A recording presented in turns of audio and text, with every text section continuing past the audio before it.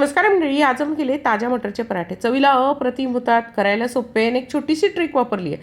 त्यामुळे आपला पराठा जरासुद्धा फाटणार नाही, फुटणार नाही, चवीला तर मस्तच होतो. चला सुरुवात करूया. तर यासाठी आपण घेतलं आहे 2 वाट्या गव्हाचं पीठ. त्यामध्ये बारीक चिरलेली कोथिंबीर घालायची, थोडेसे चिली फ्लेक्स घालायचे, चवीनुसार मीठ घालायचं आहे, अगदी थोडा ओवा घालायचा आहे. अंदाजाने पाणी घालून आपण हे पीठ मळून घ्यायचं आहे. आता पारीमध्ये जेव्हा आपण थोडेसे चिली फ्लेक्स आणि कोथिंबीर घातली ना, त्यामुळे पारी जी आहे ना ती फिक्की लागत नाही, तिचीसुद्धा चव मस्तच येते.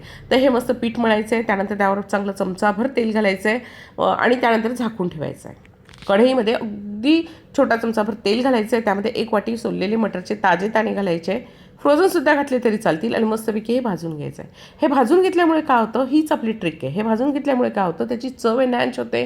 त्याचबरोबर जेव्हा आपण मटर वाटतो ना, त्याला पाणीही सुटत नाही. तर इथे मी एक उकडलेला बटाटा घेतलेला आहे आणि हे मटरचे दाणे, हिरवी मिरची, आल्याचा छोटा तुकडा आणि जिरं हे मिक्सरला मस्तपैकी वाटून घ्यायचं आहे.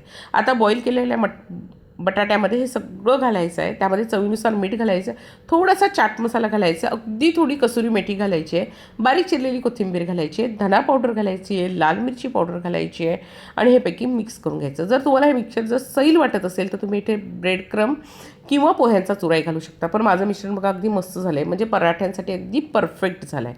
कणिक पण आपण तेल घालून पुन्हा एकदा छानपैकी एकसारखी मळून घेतली. कणिक अगदी 2 ते 3 मिनटं मळायची, त्यामुळे पराठ्याची जी पारी आहे ना ती छान मऊ होते. त्यानंतर एक छोटासा उंडा घ्यायचा आहे आणि त्याची अशी वाटी करायची, जशी आपण मोदकाला किंवा पुरणाला करतो. त्यामध्ये आपला मटरचा एक गोळा ठेवायचा आहे आणि पारी बंद करायची आहे. त्यानंतर पोळपाटावर तेल नाही पीठ घालायचं आहे आणि अशा तऱ्हेने याला एकसारखं करून घ्यायचं. त्यामुळे काय होतं, आपलं मटरचं मिश्रण शेवटपर्यंत जातं आणि हलक्या हाताने आपण काय करायची, मस्तपैकी हा पराठा लाटून घ्यायचा आहे.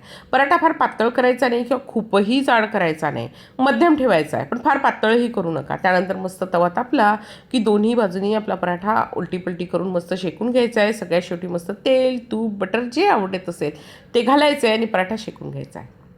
त्यामुळे आपले पराठे मस्त होतात आणि हे पराठे तुम्ही चटणीबरोबर, सॉसबरोबर, दह्याबरोबर अगदी मस्त लागतात. आता ज्यांना ही पद्धत खूप अवघड वाटत असेल, म्हणजे पारी करता येत नसेल, त्यासाठी आपल्याकडे अल्टरनेटिव्ह पद्धतसुद्धा आहे. तर यासाठी आपण काय केलं आहे, गव्हाची पिठाची पोळी लाटून घेतली आहे. त्यामध्ये अशा तऱ्हेने मटरचं सारण भरलं आहे. तोच एक गोळा घेतलेला आहे मी आणि अशा तऱ्हेने काय करायचं, त्याला फोल्ड करायचं आहे. हा फोल्ड करायचा आहे आणि त्यानंतर हलक्या हाताने थोडासाच लाटायचा आहे, जास्त लाटायची गरज पडत नाही आता. आणि दोन्ही बाजूनी अलटीपलटी करून शेकून घ्यायचं आहे. वरतून तूप, तेल, बटर जे आवडत असेल ते घाला की आपला मस्त असा त्रिकोणी आकाराचा पराठा तयार होतो. तसे हे पराठे नक्की करून बघा.